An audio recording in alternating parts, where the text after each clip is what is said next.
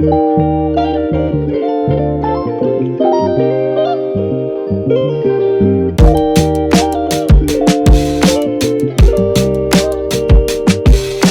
લઈ મોટા બધાએ એક વસ્તુ તો ખાધી જ હશે, એ છે અલગ અલગ પ્રકારની મેગી. હેલો ફ્રેન્ડ્સ, આજે હું તમારી સાથે શેર કરીશ વેજીટેબલ થી ભરપૂર ચીઝ ચીલી મેગીની રેસીપી. તમે ઘરે મસાલા મેગી તો બનાવતા જ હોય, પણ આજે આપણે મેગીને એકદમ અલગ રીતે બનાવશું. એકવાર તમે આ રીતે મેગીને બનાવશો તો વારંવાર આ જ રીતના મેગીને બનાવીને ખાઈને એન્જોય કરશો. તો સ્પાઇસી અને ચટાકેદાર વેજીટેબલ થી ભરપૂર એવી ચીઝ ચીલી મેગીની રેસીપી શરૂ કરીએ. નવી રેસીપી શીખવા માટે વાયડી મોમ્સ કિચન ચેનલને સબસ્ક્રાઇબ કરો, સાથે બેલ આઇકન જરૂરથી દબાવજો. નવા રેસીપી વિડીયો સૌથી પહેલા જોવા માટે. એકદમ નવી રીતે ચીઝ ચીલી મેગી બનાવવા માટે અહીંયા 2 પેકેટ મેગી લીધી છે અને તેની સાથે 1 પેકેટ મેગી મસાલાનું એક્સ્ટ્રા લીધેલું છે. તો હવે પેનમાં 1 મોટી ચમચી તેલ એડ કરી દઈશું, સાથે 1 નાનું બટરનું ક્યુબ એડ કરશું. બટર નાખવું ટોટલી ઓપ્શનલ છે, પણ થોડા તેલની સાથે બટર નાખવાથી મેગીનો સ્વાદ ખૂબ જ સરસ લાગે છે. હવે બટર અને તેલ ગરમ થાય એટલે તેમાં 4 થી 5 નંગ લસણના ટુકડાને મેં આ રીતના કટ કરી લીધા છે, તેને એડ કરી દઈશું. સાથે 1 નંગ કટ કરેલા લીલા મરચાને એડ કરી દઈએ અને 1 મીડિયમ સાઇઝની ડુંગળીને કટ કરી એડ કરી દઈશું અને 2 મિનિટ માટે તેને સાતરી લઈએ. તો બધી વસ્તુ સારી રીતના સોતે થઈ ગઈ છે. આપણે તેને વધુ પડતું કૂક નથી કરવાનું, થોડો ક્રંચ રહેવા દેવાનો. હવે પેનમાં અડધા કપ જેટલા લીલા કેપ્સિકમને એડ કરી દઈએ. તમે લીલા કેપ્સિકમની જગ્યાએ લાલ અથવા તો યેલો કેપ્સિકમનો પણ ઉપયોગ કરી શકો છો. હવે અડધા કપ જેટલા ગાજરના ટુકડા સાથે અડધા કપ જેટલા લીલા વટાણાને એડ કરી દઈએ અને વેજીટેબલને 2 મિનિટ માટે સોટે કરી લઈએ.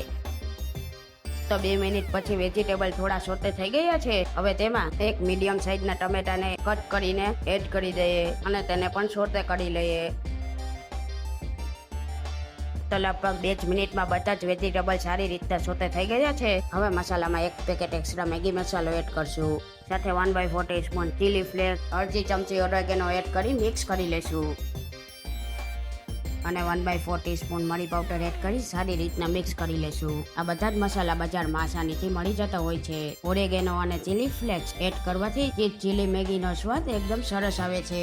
તો આપણા મસાલાના વેજીટેબલ સારી રીતના સોતે થઈ ગયા છે. હવે પેનમાં 2 નાના ગ્લાસ જેટલું પાણી એડ કરી દઈએ અને પાણીને થોડું ગરમ થવા દઈએ અને 2 પેકેટ મેગી એડ કરી દઈશું અને મેગીને 1 મિનિટ માટે કૂક કરી લેશું. હવે ચમચાની મદદથી આ રીતના મેગીના પીસને છૂટા કરી લઈએ. તો હવે મસાલામાં મેગી સાથે આવેલા મેગી મસાલાને એડ કરી દઈએ અને બધી જ વસ્તુને મિક્સ કરી લઈએ.